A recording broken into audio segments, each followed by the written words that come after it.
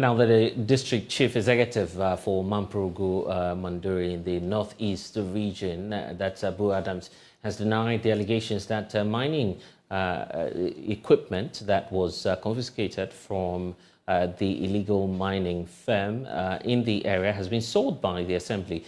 The equipment, including excavators and a tipper truck, were said to have been seized by the security forces during an anti-galamsey operation within the area. According to the allegations, the DCE also failed to account for an unspecified quantity of gold that was seized within the operation period. Reacting to the allegations, however, the DCE said that the seized equipment was in the custody of the Regional Coordinating Directorate.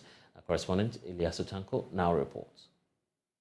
Nkrumah is a small village located in the Mamprugu Moaduri district in the northwestern part of the northeast region, originally inhabited by the people of the Koma ethnic tribe, and shares a direct border with the Upper West region to the north and the Upper East region to the east. The community is endowed with a large deposit of gold, which for many years, in addition to subsistence farming, had been a major source of livelihood for the residents, who had always engaged in a small and restricted form of mining. The residents have for decades quietly mined gold in this community without cause for authorities worried until the arrival of a Chinese-funded Ghanaian mining company registered as Manasseh Company Limited. The mining company started to engage in large-scale and unregulated mining operation, a situation that attracted hundreds of jobless young people to flood the community for illegal mining. By 2019, the village was completely overwhelmed by illegal miners, particularly in the wake of a security crackdown on galamsey activities in the south of the country.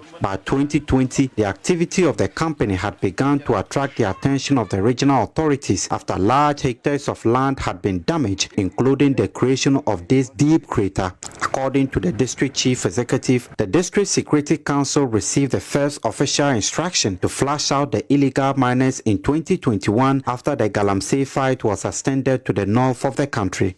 There were illegal Chinese miners here. They were led by some Ghanaians to this place, and as the campaign to ensure that we eradicate illegal mining in our society, the DISEC reported to Regional Security Council, and we came here.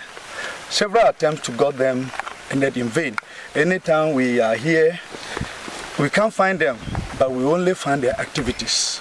However, the DCE revealed that the opportunity to finally flush out the illegal miners from the community came in June 2021 after a violent confrontation at the site between the local security guards and their Chinese financiers over payment irregularities. In that confrontation, the security guard were said to have attacked their Chinese masters and made away with several properties, including a large quantity of unrefined gold. The district chief executive confirmed that after the confrontation, the miners fled, following which he led the regional security task force to the site where they confiscated, among other things, several pieces of abandoned mining equipment. The team that came and sacked them, we reported to the Regional Coordinating Council the item that had been left here.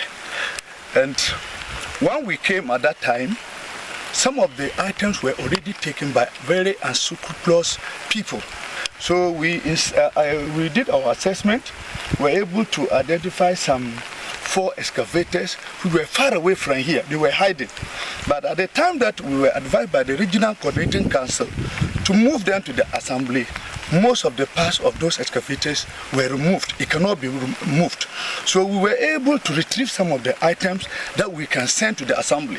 And most of the items that we sent to the assembly were retrieved from some people and subsequently were sent to a Regional Coordinating Council for safekeeping. However, 2 years after the operation, which succeeded in stopping large-scale and unregulated mining in the Nkrumah community, executives of the opposition NDC in the region are demanding an investigation as they accused the district chief executive of selling the confiscated mining equipment. In a statement signed by the regional communications officer A.A. Gafaru, the party alleged that 4 excavators among the seized items were sold for 84,000 Ghana cedis to individuals named Mr. Adam and Mr. Imoro.